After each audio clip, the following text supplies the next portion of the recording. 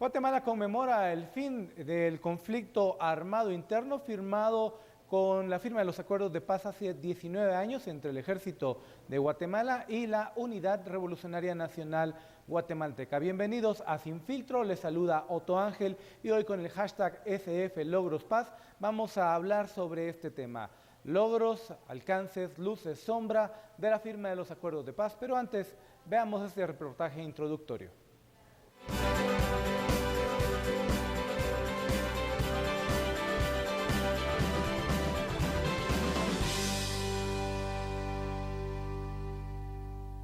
Los acuerdos de paz llegan a un aniversario más ante la pregunta si los mismos se han aplicado como pensaron los firmantes de aquel acto que puso fin a más de 3 décadas de enfrentamiento armado. Los acuerdos entre guerrilla y ejército buscaban fortalecer las instituciones democráticas para resolver las causas que suscitaron la guerra fratricida.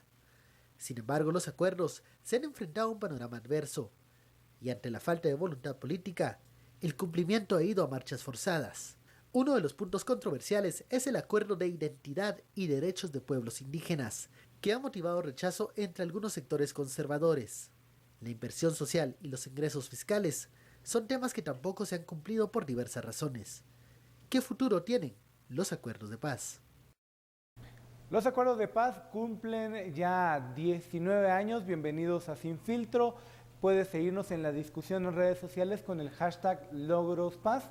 Le doy la bienvenida a Gabriela Carrera y a Daniel Hiddink, politólogos, con quienes vamos a conversar sobre pues las perspectivas de la paz en Guatemala. Estos 19 años es una agenda que de alguna manera ya se ha comenzado a olvidar. Vale la pena todavía mantenerla viva. Comencemos a hablar. ¿Qué hemos logrado con la paz? Gabriela. Bueno, la paz logró algo importantísimo en Guatemala y fue precisamente el fin de un conflicto armado y una guerra para muchos que cobró un saldo de 200,000 víctimas y estamos por contar todavía muchas otras, ¿verdad? Y dejó también una sociedad completamente rota en su tejido social, con traumas de terror, de miedo, pero también de mucha indiferencia política, sobre todo en términos de participación, que nos ha tocado como país intentar recuperar también aún la confianza en las instituciones. Si tenemos que hablar primero de las cosas que creo que sí se han cumplido de los acuerdos de paz, de lo positivo, yo me quedaría sobre todo con el proceso de consolidación democrática, ¿no? Que es como la piedra angular en gran medida del primer acuerdo que se hizo, que forma parte de todos los acuerdos de paz. Aquí lo que estamos haciendo es conmemorando el acuerdo del 29 de diciembre de 1996, que es el de la paz firme y duradera, ¿verdad? Ese acuerdo incluye todos los demás y el primero que se firma es el acuerdo que versa sobre la consolidación democrática, básicamente. O sea, vamos como sociedad a ponernos de acuerdo que el poder no se arrebata a través de la violencia y de las armas, sino que se arrebata a través de un proceso democrático.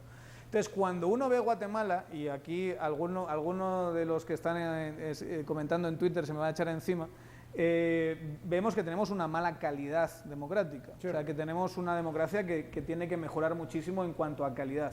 Pero tenemos una democracia, desde mi perspectiva, Guatemala tiene una democracia consolidar, en el sentido en que los actores políticos reconocen que el proceso democrático es el proceso para llegar al poder y que ese proceso, salvo algunos casos, sobre todo locales, donde sí puede haber cierto grado de violencia, más o menos se respeta y que son unas elecciones relativamente limpias, vamos a decirlo así. Pero vamos muy lento en ese proceso de consolidación pero democrática. Eso no, pero ¿quién dice cuál es el ritmo que tenemos que tomar? Esto no es fácil, ¿eh? O sea, cuando estoy en una sociedad que ha luchado por el poder a través de la violencia, fundamentalmente, y que ahora lo hace, le puedes poner todos los peros al proceso, pero que lo hace a través de un proceso relativamente pacífico, donde Valdizón, que era como el gran poder que iba a llegar a Guatemala, reconoce en última instancia que ha perdido las elecciones, reconoce un poquito mal, ¿verdad? Un poquito con poco estilo, pero en última instancia deja de meter presión al sistema. Lo mismo hace Sandra Torres cuando pierde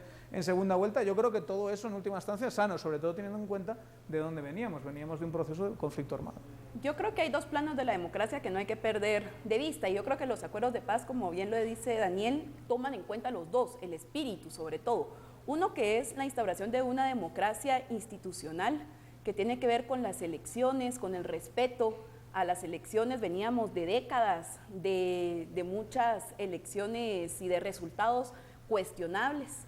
Pero una segunda es todo ese conjunto de acuerdos que se firman en esos 8 años alrededor y que tienen que ver con una democracia más social, la democracia como ideal de vida de la sociedad guatemalteca. Y ahí hay una cantidad de acuerdos que hacen referencia a la situación agraria, al racismo, que seguramente en eso ya no estamos precisamente avanzando a un ritmo adecuado, ¿verdad? El de la pobreza, el de la situación económica, y esa es una democracia que creo yo que es un pendiente en el caso de Guatemala. Las dos democracias, tanto la institucional en términos de elecciones y de institucionalidad democrática, como la otra, la de horizonte social de vida del guatemalteco, tienen que ir a la par, creo. Y ahí todavía nos falta mucho.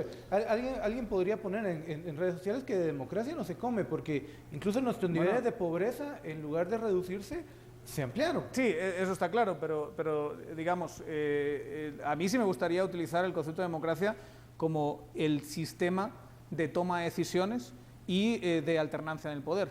O sea, cuando nos vamos a una definición un poquito más amplia de democracia, entonces no entendemos por qué tienes países que están creciendo económicamente mucho y son autocracias, ¿verdad? O son dictaduras.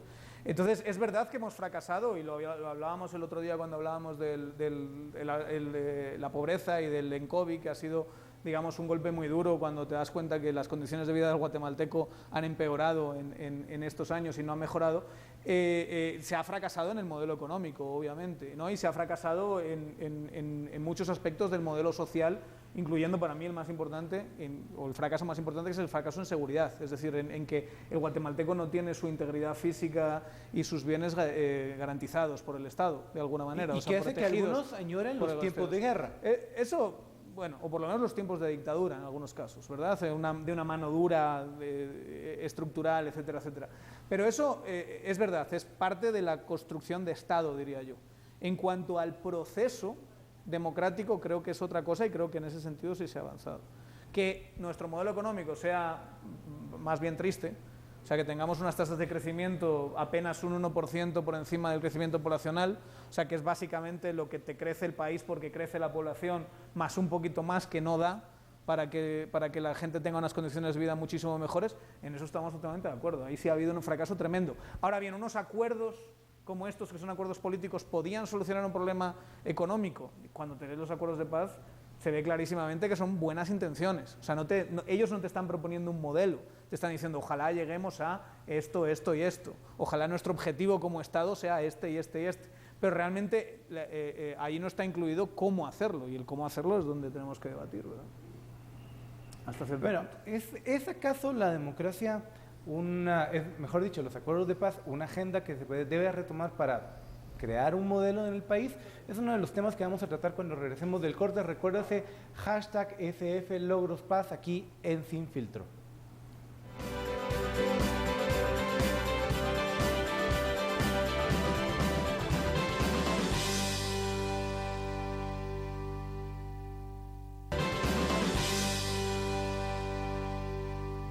El 29 de diciembre de 1996, el Ejército de Guatemala y el Gobierno de Guatemala firman un acuerdo de la paz firme y duradera con la Unidad Revolucionaria Nacional Guatemalteca. Eso concluye 36 años de guerra civil en el país, y hoy estamos conmemorando esto, discutiendo en Sin Filtro con el #SFLogrosPaz sobre los avances, sobre lo que hemos logrado como país. Habíamos hablado que la democracia la consolidación democrática era uno de esos grandes logros. Planteaba yo, esos acuerdos de paz firmados hace 19 años, ¿son aún una agenda válida para el Estado de Guatemala, o es momento que nos volvamos a sentar como país y definir un nuevo norte a la luz de problemas como la violencia, tal como lo planteaban, los altísimos niveles de corrupción? ¿Qué piensan, Gabriela? Yo creo que es las dos. La agenda de los acuerdos de paz era una agenda que en su mayoría intentaba dar respuesta a problemas estructurales y profundos de Guatemala, problemas que siguen estando pendientes de resolver para el país y para el Estado. Sobre todo pienso en la situación de la tierra, en Guatemala. Ese es un tema que ha sido recurrente y que ha sido motivo de conflicto también y de muchas demandas en Guatemala. Pienso también en la situación económica, en cuestiones mucho más sociales, también como educación, pero también como racismo y discriminación, en los que yo creo, al menos en este último, que sí se ha avanzado mucho más. ¿Sigue siendo una agenda válida? Sí, es cierto, pero tenemos nuevos problemas a los que tenemos que dar una nueva respuesta y donde los acuerdos de paz se quedan muy cortos. Sí, yo diría que como señalar algunos de los problemas que tenía el país todavía están vigentes, ¿ya? Eso totalmente de acuerdo. Ahora bien, como acuerdos políticos entre partes que son relevantes políticamente, creo que ya no. En el sentido en que hace 19 años esto básicamente lo que nos presenta es un acuerdo entre la URNG, un interlocutor de izquierdas, que uno de los objetivos del acuerdo de paz firme y duradera es incorporar legalmente la ORNG a formar parte de la vida política, social, normal y democrática del país, como pasó en otros países, como pasó con el Partido Comunista en España, como pasó con FMLN en El Salvador, ¿verdad? Eso se hace además con un interlocutor que es el Estado, pero sobre todo entre el Estado el Ejército, ¿verdad? Entonces, cuando uno piensa ahora mismo la relevancia que tiene la URNG como actor político y el Ejército como actor político, yo diría que no, que aquí estamos ante actores políticos nuevos, ha pasado 19 años, ahora mismo gente menor de 19 años es muchísima la que hay en este país. O sea, la cantidad de gente que ha vivido después de estos acuerdos es mucha gente y que básicamente nace, vamos a decirlo así, en un mundo políticamente nuevo. Yo creo que sí hay que repensar estos acuerdos y estas agendas nacionales hablando con los actores que son relevantes el día de hoy, no con actores que fueron relevantes en su momento hace 19 años. Era un capítulo que había que cerrar, bueno, pero realmente a mí ahora me dicen URNG y Ejército como actores políticos, yo diría que no son ninguno de los dos tan importantes. ¿Quién debería ser? Porque, por ejemplo... Hay un actor que es importantísimo, no solo el Ejército, sino el Estado de Guatemala, y el Estado de Guatemala tiene responsabilidades aún de cara a los acuerdos de paz, ¿verdad? En ese caso, digamos, hacer valer la Constitución como el derecho a la vida, que muchos de los acuerdos tenían que ver con eso, pero hay un acuerdo también que es importante y que se vivió en los últimos años, y es el de reconciliación. Guatemala sigue siendo una sociedad polarizada por los temas del pasado, ¿verdad? Lo vimos con el juicio a genocidio y lo seguimos viendo hoy por hoy en temas de memoria histórica. El Estado tiene mucho que responder todavía frente a casos como estos. Yo creo que el actor principal, si sigo la línea de análisis de Daniel, tendría que ser todavía el Estado. El Estado tiene que responder a muchos compromisos que son esenciales para la sociedad guatemalteca. Ahora, ya los datos de pobreza nos tiraban un panorama completamente pesimista de lo que vive el guatemalteco y la guatemalteca hoy. ¿Y quiénes deberían ser esos actores? Porque, a ver, lo planteabas en el sentido de que Ejército y ORNG ya no son actores relevantes hoy para la política guatemalteca, en efecto. Bueno, no lo son tanto.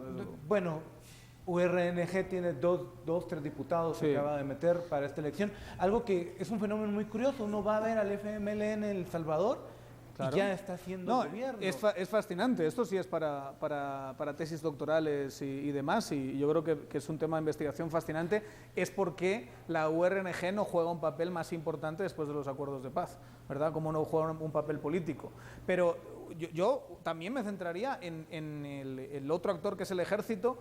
Uno de los objetivos, y era un objetivo perfectamente loable y que bien que se ha intentado cumplir, es de hacer que el sistema de seguridad sea un sistema civil, no que sea un sistema militar, ¿no? Y entonces en ese proceso sí hubo, vamos a decirlo así, un éxito en reducir al Ejército, la importancia del Ejército dentro del ámbito de seguridad. Lo que no se consiguió tanto es crear una Policía Nacional Civil que pudiese sustituir el papel de ese Ejército. Entonces ahora mismo tenemos una disyuntiva, y es, como sociedad democrática debemos fortalecer un sistema de seguridad civil, no puede haber un sistema de seguridad ciudadana militar, no tiene sentido. El sistema de seguridad militar es un sistema para fuera de las fronteras, no para adentro. Planteando eso. Lo que pasa es que la gran disyuntiva ahí, la gran contradicción y paradoja, es que el Ejército es mejor valorado que la policía por los guatemaltecos cuando uno ve las encuestas de opinión, ¿verdad? Ahora, entonces ahí esa transición, y eso sí es algo que hay que repasar en este cumpleaños de los acuerdos de paz, es cómo se hizo ese proceso de fortalecimiento de la Policía Nacional Civil y como yo diría, como se hizo de mal, para que a día de hoy sigamos todavía con una policía que no corresponde, una policía además que en su organización interna tiene una jerarquía bastante militar, por otra parte, pero que no cumple con los objetivos de dar seguridad a los ciudadanos de una forma profesional y digamos con los mejores avances científicos, y que todavía no tenemos un modelo, y lo estamos buscando a través de estas comisiones que tampoco han funcionado tanto, la Comisión de la Reforma de la Policía. Ese sí es un gran pendiente de ese proceso de los acuerdos de paz, pero insisto, es un gran pendiente en cuanto a verlo y decir, claro que necesitamos mejorar eso, claro que necesitamos mejorar la economía, claro que necesitamos mejorar el racismo. Ahora bien, como quiénes son los actores políticos que tienen que estar ahí, que era tu pregunta, yo creo que hay que incorporar obviamente a partidos políticos de ahora. Muchos de estos no existían y los actores no eran los mismos que hace 20 años. Han surgido nuevos caciques, sobre todo, locales, que son importantes y que no estaban incluidos en ese proceso. Hay que incluir a nueva sociedad civil, y ojalá una sociedad civil que nace de la plaza, por ejemplo, que es algo muy importante, una sociedad civil joven que está en otro proceso distinto, que no ve, yo lo digo, y esto a lo mejor puede ofender a gente que está viendo este programa, pero como alguien que era muy joven cuando se firmaron los acuerdos de paz y encima que vivía en otro país, a mí me parece que hay gente que vive ese conflicto armado muy en la línea de lo que estaban diciendo del resarcimiento, y que está cegado ideológicamente por esas batallas, cuando en realidad han pasado ya 20 años de los acuerdos de paz y muchos más del momento más duro del conflicto, y que yo entiendo que haya que curar esas heridas, pero también muchas veces eso no impide que miren hacia adelante. Y ese nuevo actor de la plaza es un actor que no está tan influido por esos procesos, ¿verdad? Y creo que hay que incorporarlos también. Gabriela, antes de cerrar, ¿algún comentario? Sí, yo lo que creo es que en términos de actores también hay que seguir viendo aquellos actores que se siguen manteniendo hoy por hoy, ¿verdad? Hay una élite guatemalteca también que tiene un papel importante en los problemas del país, y ahí hay que desenmarañar todavía más, ¿verdad? Es cierto que hay nuevos actores, pero hay actores que nunca van a dejar de ser parte de un análisis cuando hablamos de acuerdos. Es decir, cuando hablamos, por ejemplo, de partidos políticos, ya han habido acuerdos de varios partidos políticos, sobre todo alrededor de varias elecciones, y eso tampoco ha dado pie a transformaciones, ¿verdad? Los acuerdos de paz lo que sí tenían era eso, era que tenían el peso de una agenda política en que dejamos simple y sencillamente perder el tiempo, ¿verdad? Como bien lo demostró los cambios constitucionales que no se aprobaron en el 99 también. Una agenda política que creo que es bastante importante que sigamos discutiendo. Recuerda, estamos en Sin Filtro, #SFLogrosPaz. Esperamos sus comentarios y súmese a la discusión en las redes sociales. Vamos a un corte.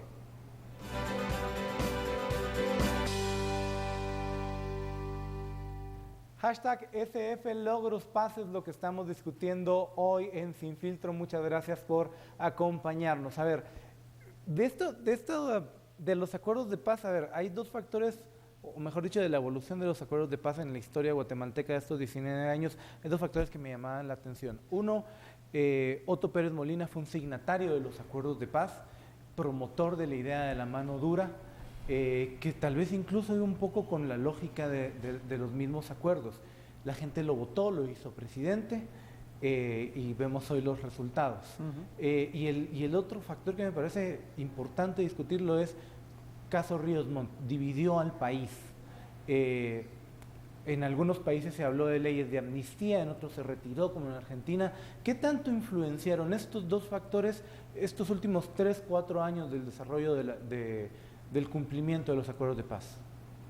Yo creo que los acuerdos de paz, lo hemos ya dicho varias veces en el programa, es un pendiente, ¿verdad? En el caso de los dos nombres, los dos militares, tienen que ver con su papel dentro del Estado, ¿verdad? Ríos Montt fue tal vez uno de los momentos más álgidos de la guerra, donde hubo políticas de tierra arrasada, pueblos completamente desaparecidos del mapa de Guatemala, y eso hizo que la guerra cobrara un matiz completamente distinto al que venía produciéndose décadas antes, ¿verdad? Y bueno, después tenemos un segundo militar, Otto Pérez Molina, que fue en campaña el militar de la paz y que utilizó ese capital del pasado para también atraer un poco de votantes, ¿verdad?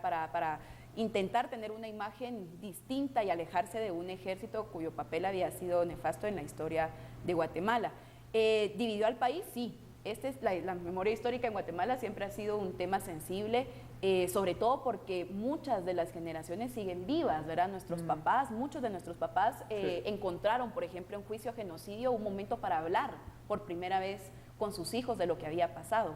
Y eso fue un logro. Siempre es necesario en una sociedad que intenta construir una democracia diferente, un poco lo que hablábamos en el primer segmento, hablar, reconstruir la historia. Eso crea una identidad, parte de la identidad de guatemaltecos pasa por la historia del país. Eso es algo que Guatemala todavía tiene que comenzar a afianzar más. Es cierto que la plaza constituye tal vez el siguiente o el referente político más importante de movilización y de participación en los últimos 15, 20 años. Yo nunca lo había visto, ¿verdad? Sin embargo, sí creo que estos son temas todavía sensibles que hay, de cierta manera, que intentar limar. Hay otros temas, ¿verdad? Yo creo que la democracia en ese sentido es la posibilidad de tolerarnos aún con opiniones diferentes, pero en Guatemala no se vive eso. En Guatemala se polariza a un nivel casi de apología del delito. Sí. De hecho, yo diría, bueno, el tema de Otto Pérez, yo creo que sí hay que reconocerle que jugó ese papel por parte del ejército como alguien conciliador. O sea, ya sabemos lo que ha hecho Otto Pérez y digamos, lo terrible de los supuestos robos bastante probables, por otra parte, que llevó a cabo su gobierno, pero no hay que tirar al niño con el agua, no hay que tirar al niño con el agua sucia. Digamos, hay cosas que se pueden rescatar de la vida política de Otto Pérez Molina, aunque ahora mismo nos parezca un personaje que ensucia todo lo que toca. Ahora bien, el tema de lo que pasa en el país, y yo insisto, yo lo veo desde una forma, o sea, sin tener un vínculo emocional con esto, no significa que no lo vea de una forma fría, pero sí un poquito más alejado de esa experiencia que pasa de padres a hijos en la sociedad guatemalteca. A mí, por ejemplo, me hizo en falta, y esto yo creo que es una reflexión que tenemos que hacer aquí, como medio de comunicación, como medios de comunicación, como periodismo, un verdadero debate sobre si hubo o no hubo genocidio. O sea, aprovechando la ola de actualidad que generaba Ríos Montt, yo no vi ni un solo debate televisivo o radial, no sé, asumo que alguno habría, pero no tuvo demasiada divulgación, creo yo, donde hubiese dos personas serias, científicos sociales que han hecho un trabajo en un lado y otro trabajo en otro, y que hubiese un debate de verdad sobre qué pruebas había, sobre genocidio o no genocidio, un debate conceptual serio con las personas en esa misma sala. Lo que existió fue una columna que decía que no había genocidio, otra columna de opinión que decía que sí había genocidio. Y ese proceso es un proceso que genera compartimentos estancos y que al final acaba pudriéndose el debate público. Entonces también tenemos nosotros, desde los medios de comunicación, o sea, los que formamos o intentamos formar parte de esto que se llama debate público, generar espacios donde se puedan discutir estas cosas abiertamente. Mi duda, y insisto, a lo mejor esto puede ofender a alguien, mi duda es que a veces cuando tienes a personas que lo han vivido muy de cerca, es muy difícil que se separe de esa vivencia terrible en muchos casos, emocional, subjetiva, del análisis conceptual y fáctico sobre el hecho. Yo no digo que no haya que tener la experiencia subjetiva también, o sea, para eso también hay otros formatos de comunicación, como entrevistas, como documentales que se pueden hacer, ¿verdad? Y que yo creo que tampoco se han trabajado mucho desde medios de comunicación. Y, por otro lado, se puede intentar tener análisis que pretendan ser, y este es uno de los objetivos que tienen los acuerdos de paz, que pretendan ser verídicos y objetivos sobre lo que pasó en la época del conflicto, ¿verdad? Para que se vaya sacando y abriendo ese armario y empezar a sacar, digamos, toda la podredumbre que ha estado encerrada, es verdad. Lo que sí es cierto es que esa polarización pareciera que se transmite genéticamente en la sociedad guatemalteca. Es verdad. ¿Verdad? Y no solo tiene que ver con temas del conflicto armado en memoria histórica, sino también, por ejemplo, cuando vemos marchas campesinas actuales, siempre lo ideológico pareciera que no hay otra forma de entender la realidad nacional que no sea por la vía ideológica, ¿verdad? Un ejemplo más o menos con lo que veníamos hablando de la memoria histórica, cuando uno ve los libros de historia del Ministerio de Educación, que también es uno de los requisitos o una de las propuestas que tiene los acuerdos de paz en materia de educación, es decir lo que pasó en este país, por lo menos los datos objetivos, ¿verdad? No existen en los libros de texto. Cuando uno pregunta a las generaciones que vienen sobre qué pasó, en términos objetivos, en términos de historia, en términos de país, no se sabe, ¿verdad? Entonces también es difícil intentar avanzar en un país donde todo se polariza ideológicamente. Pero ¿no crees que eso es porque la academia ha fallado, porque los académicos hemos fallado y no hay tanta información con la que alimentar esos libros de texto? O sea, que realmente no se ha hecho ese debate académico. Estemos o no de acuerdo con las distintas versiones que hay, tanto un bando como otro, en vez de discutirlas abiertamente y confrontarlas de una manera democrática, aunque dura, lo que hacen es desacreditarlas desde su propio bastión. Entonces sacan la memoria histórica y le damos desde la derecha. Sale el libro de Carlos Sabino y le damos desde la izquierda, pero no hay un verdadero espacio donde se debata una y otra postura. Pero ni siquiera para la política actual, Daniel. No, total. ¿Verdad? Es decir, cuando se hablan de temas económicos en Guatemala, y ese sí debiera de ser un papel de los medios de comunicación, siempre se va por aquello que no pienso yo, y se habla solo en términos ideológicos, pero en términos de horizonte del país, del Estado como tal, no hay. Y eso también es una herencia de la guerra, ¿verdad?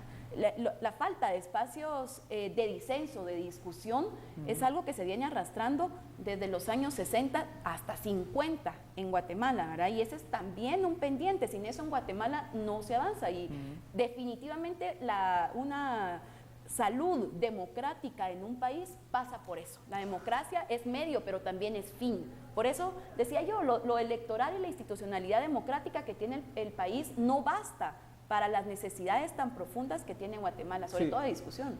Bueno, debate, al final de cuentas. Discusión, esa es la clave, esa es la intención que nosotros tenemos aquí en Sin Filtro. Muchas gracias por acompañarnos, muchas gracias también a Gabriela Carrera, a Daniel Hiring por estar con nosotros. Recuerde, también lo esperamos mañana con otro tema más de discusión aquí en Sin Filtro y en Noticiero Guatevisión. Que tenga una feliz noche.